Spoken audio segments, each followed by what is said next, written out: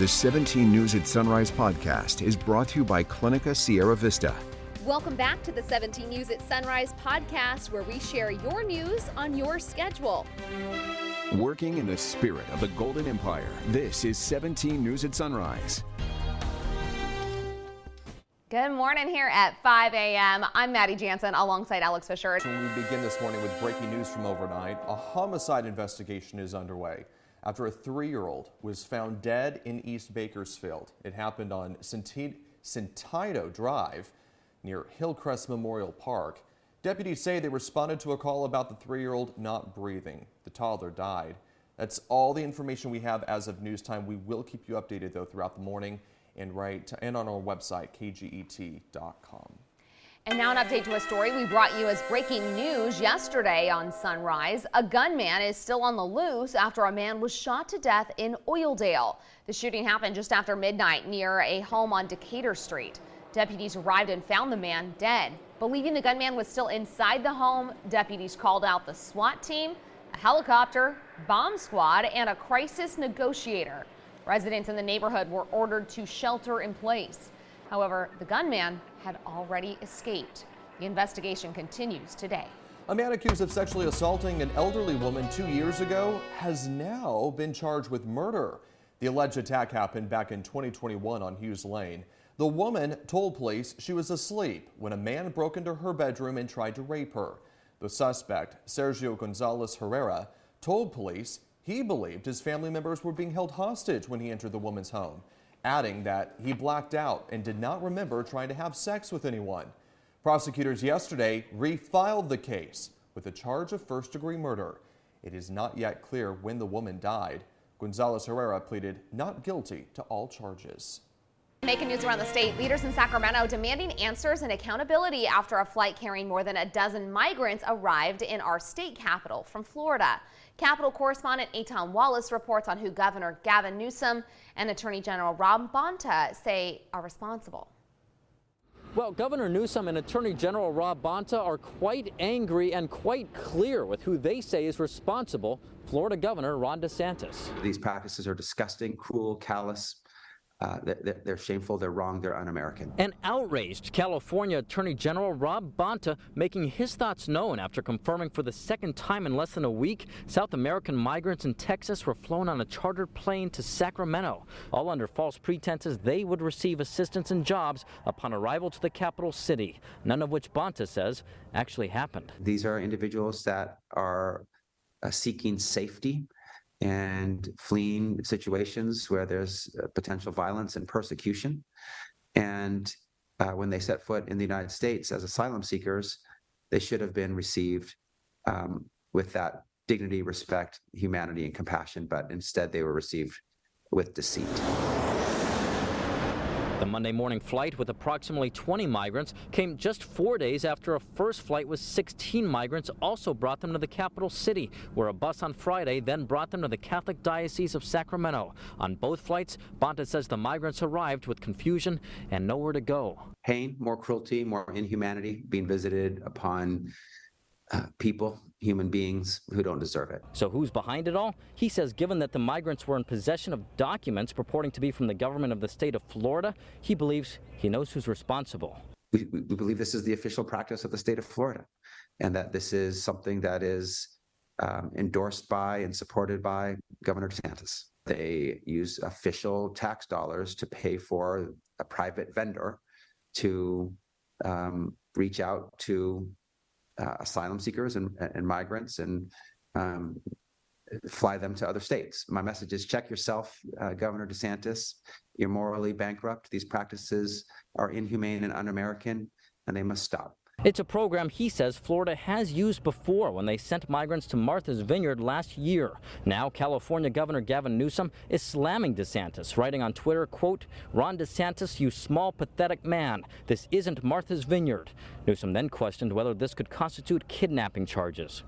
Trying to make a legal case for kidnapping, I don't think it's going to fit. Wynn Eaton is an attorney and state bar certified specialist in immigration and nationality law. He says while it is unlikely California could pursue criminal charges in this matter, he believes civil action is certainly possible. There are some nefarious things that have occurred.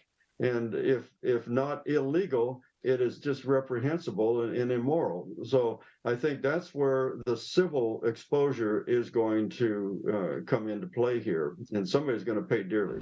Hey, we reached out to the Florida Governor's Office, the Florida Office of Emergency Management, and the Texas Department of Public Safety for their side to all of this, but did not hear back as of news time. Reporting from the state capitol, Eitan Wallace, 17 News.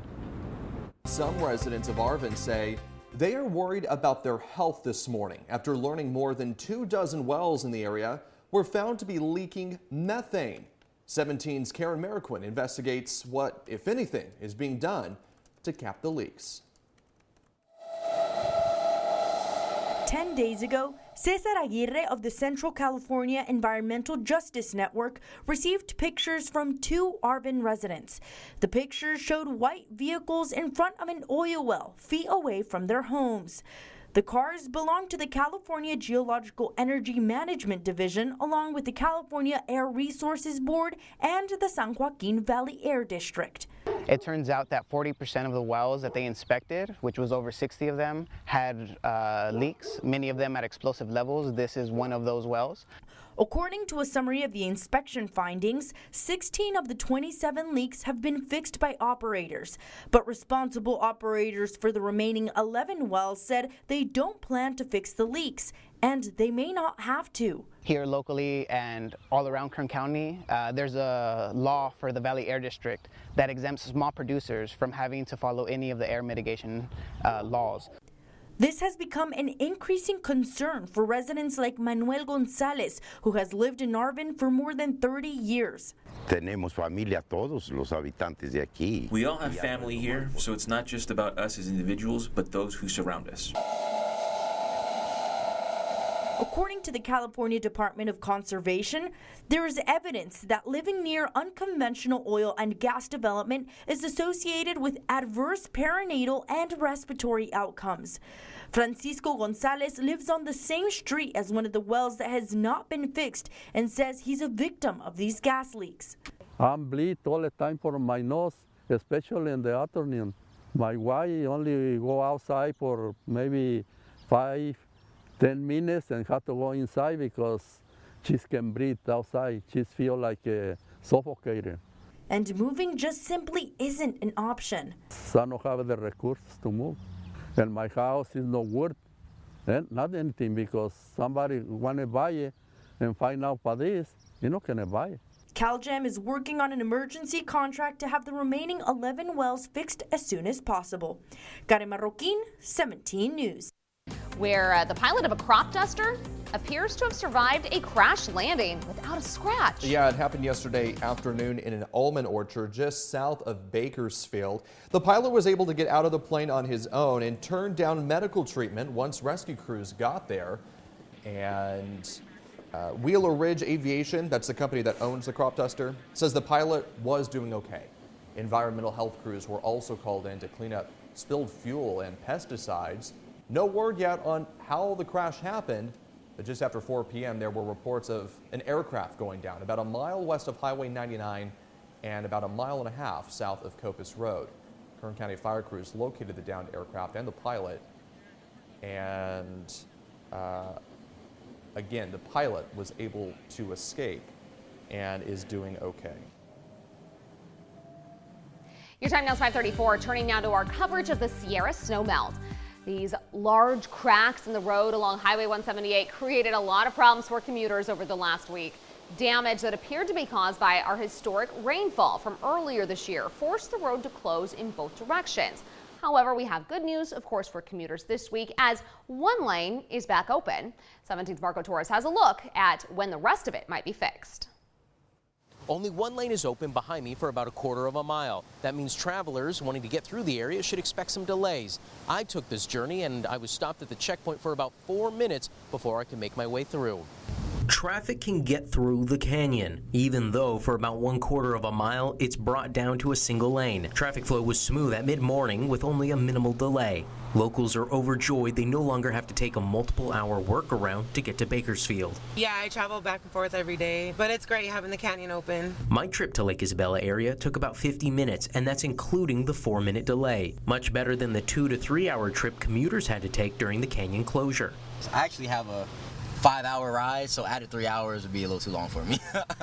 Tours to the area say they're surprised the road is opened and traffic is moving so smoothly. For me, the first time here, and I was guessing that we have not the chance to pass it because I think it's closed since a while.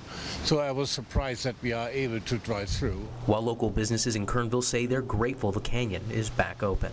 Oh gosh, it's tremendous. We're tourism based, especially in the summertime. So to have that mean life support road being open is just great. And a small delay is no problem at all. According to Caltrans, the road is estimated to be fully repaired and reopened in a couple of months. Reporting from the canyon, Marco Torres, 17 News. Making news around the nation, the race for the White House is getting even more crowded. 2 former allies of former President Trump are expected to officially announce their bids. This comes as Trump's legal troubles continue. NBC's Bree Jackson is in Washington. Well, hello, Iowa! The paperwork is in. Former Vice President Mike Pence plans to officially declare his candidacy Wednesday. Former New Jersey Governor Chris Christie is expected to announce this evening, adding more names to the list of candidates vying for the 2024 Republican nomination. I don't know why people are doing it. Former President Trump, the current frontrunner, faces political and legal challenges. His attorneys meeting Monday with the special counsel as the investigation into Trump's handling of classified documents could hit a pivotal moment when a federal grand jury reconvenes in Florida to hear evidence this week. It tells me that this case is expanding. This grand jury could be back in session to hear more evidence, or it could be back in session to seek indictments. Trump insists he did not break any laws. Writing on Truth Social, how can DOJ possibly charge me, who did nothing wrong, when no other presidents were charged? A message he's repeated on the campaign trail. All I know is this. Everything I did was right. We saw when the president is charged and faces a loss of liberty that in some ways it empowers the Trump candidacy. Trump claims the investigation is politically motivated as a growing field of political opponents set their sights on the White House. And New Hampshire Governor Chris Sununu, a vocal critic of former President Trump, says he will not run for president in 2024. Instead, he's pledging to do whatever he can to block Trump from claiming the Republican nomination. In Washington, Bree Jackson, NBC News. The 17 News at Sunrise podcast is a production of KGET and Nexstar Media Group. For more on all of the headlines in today's show, head to kget.com.